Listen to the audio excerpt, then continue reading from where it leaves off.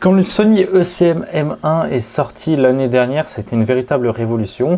Un micro sans fil, mais du coup qui se connecte directement à ta caméra avec plus de 8 modes, si je dis pas de bêtises, 8 modes tout simplement d'écoute, soit tout devant, derrière, il se pouvait séparer devant, derrière, etc. Bref, sur les côtés, bref.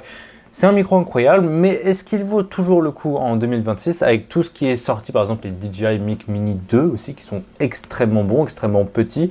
C'est ce qu'on va voir dans cette vidéo. Déjà, pourquoi est-ce que ce micro-là était intéressant au départ? Le problème, quand on avait des micros à l'époque, c'est moi, je vais te montrer mon premier micro que j'utilisais, c'était celui-ci, le Videomic Pro Rode ou un truc comme ça. Bref, et du coup, il y avait ce câble-là, ça pendouillait de partout. C'était, voilà, c'est pas beau, c'est pas pro, c'est pas extrêmement bien. Donc quand Sony sont arrivés avec ce micro-là, qui était directionnel et aussi, tu avais juste besoin de le foutre sur ton boîtier et c'était tout, sur la griffe de ton boîtier et ça captait très bien, et ça a quand même changé la donne. C'était un micro qui était utilisé par tous les vlogueurs et qui était extrêmement intéressant. Les 8 modes sont aussi extrêmement bons. On a le mode global, après on en a 3 pour capter devant, un large, un peu moins large et un qui est vraiment très centré.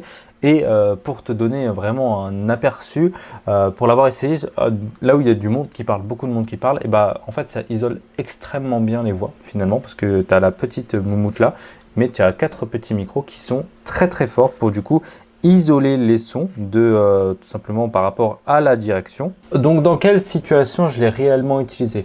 Je l'ai globalement utilisé pour du YouTube. YouTube comme ça, où tu parles face caméra, là c'est pas extrêmement utile. C'est hyper intéressant dans le cas où tu restes face à la caméra et tu ne bouges pas, tu restes grosso modo à la même distance, il n'y a pas de souci. Si par exemple je commence à me balader comme ça, à me barrer et tout, là ça commence à être intéressant d'avoir ce qu'on appelle un micro cravate sans fil Bluetooth comme celui-ci, comme ça on me capte tout le temps, c'est pas un souci, tu vois, c'est là où on a un petit peu cette différence.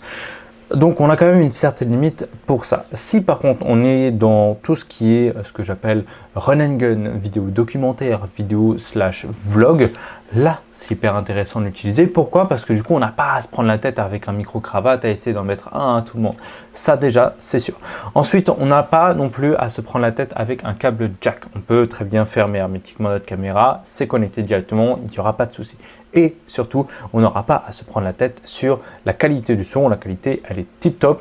Et aussi sur la direction du son. On peut capter du son uniquement de devant, uniquement de derrière, si c'est toi qui parles. Bref, on peut vraiment se faire plaisir et isoler les sons, les voix, les directions. Et c'est là, en fait, où ce micro-là reste quand même un énorme game changer dans la création de contenu, parce qu'il allie le côté pratique et le côté utile slash qualité.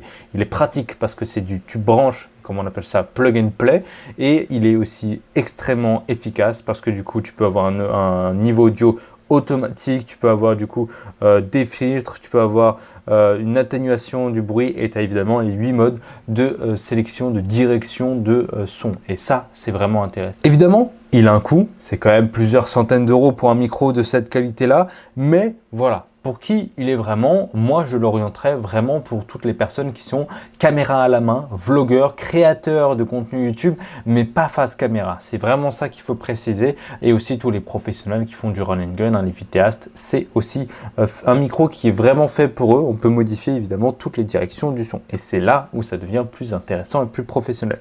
Donc voilà un petit peu mon avis sur ce micro-là pour du coup l'année 2026. Oui, il est toujours utile selon moi de l'utiliser dans certains cas, pas dans tous, sinon évidemment les Videomic 2 de chez DJI qui sont extrêmement intéressants à l'achat et qui coûtent vraiment pas cher. Mais voilà, si tu veux un micro d'ambiance et pouvoir choisir d'où est-ce que tu veux choper le son, c'est un micro à avoir. Donc voilà, si tu as la moindre question sur ce micro, n'hésite pas à me la poser dans les commentaires. Si tu veux l'acheter, il est dispo dans la description, c'est un lien affilié, ça soutient la chaîne et toi tu payes pas plus cher, et surtout ça t'amène vers du coup le marchand le moins cher du moment. N'oublie pas de t'abonner à la chaîne, ça me fait toujours plaisir quand on atteint les 1000 abonnés, c'est pour bientôt, hein. Donc voilà, je te fais des gros bisous, à très vite.